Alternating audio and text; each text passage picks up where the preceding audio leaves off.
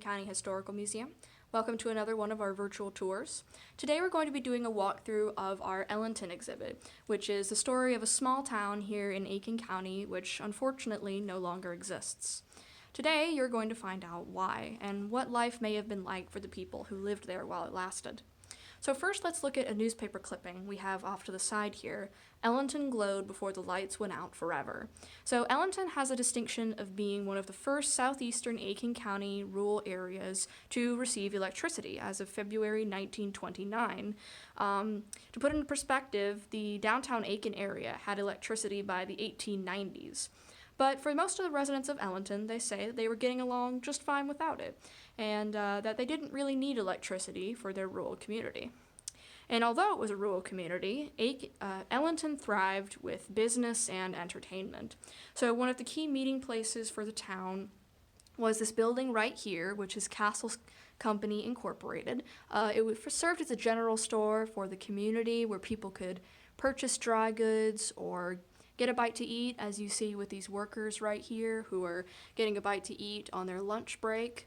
People could also make a phone call here and talk a while, as you see with this telephone equipment that we have right here.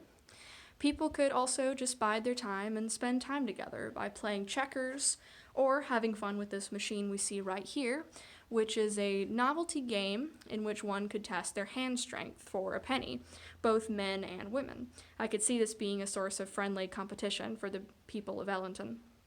So there were many of these little small town charms that Ellenton had.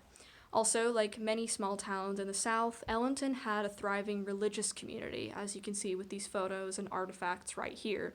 So the Ellenton religious community was diverse, with multiple denominations represented, such as Baptists, Methodists, and Church of Christ. One notable minister right here is Theodore Coleman, who served at Mount Moriah Baptist Church for 71 years as a deacon.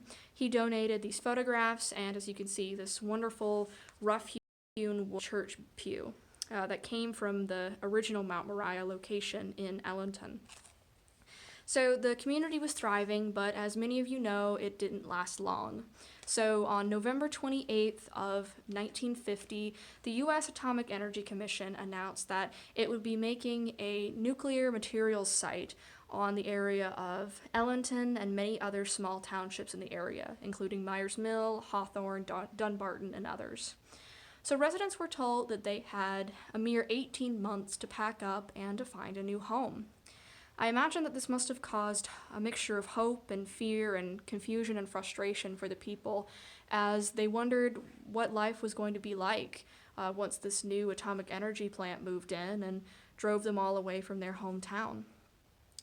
It certainly caused some hope among some of the residents that there would be new job opportunities, but some fear that this might fall through. So for instance, we have a newspaper clipping right here that some Rock Hill workers are on a wild goose chase to the new H-bomb site to try to find a job that might not be there.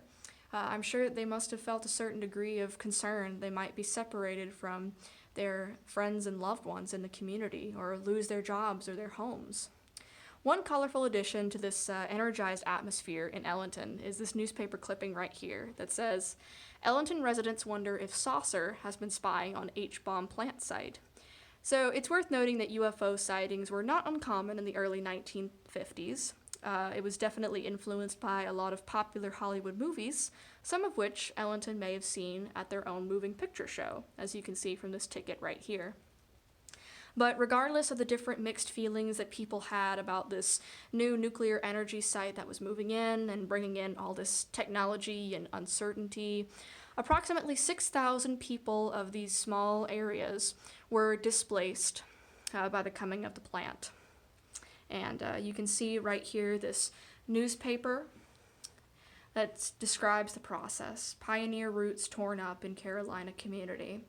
So the dawn of the nuclear age was unfortunately the evening for the town of Ellenton.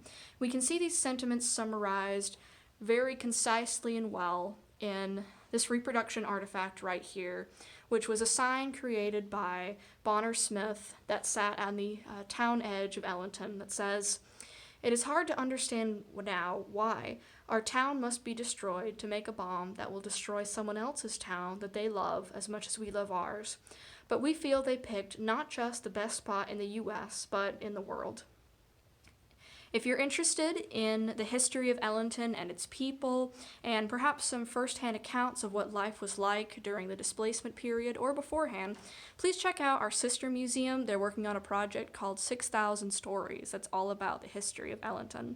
We hope you've enjoyed this virtual tour. We hope that you can soon visit this exhibit in person, and we'll see you on the next virtual tour. Take care.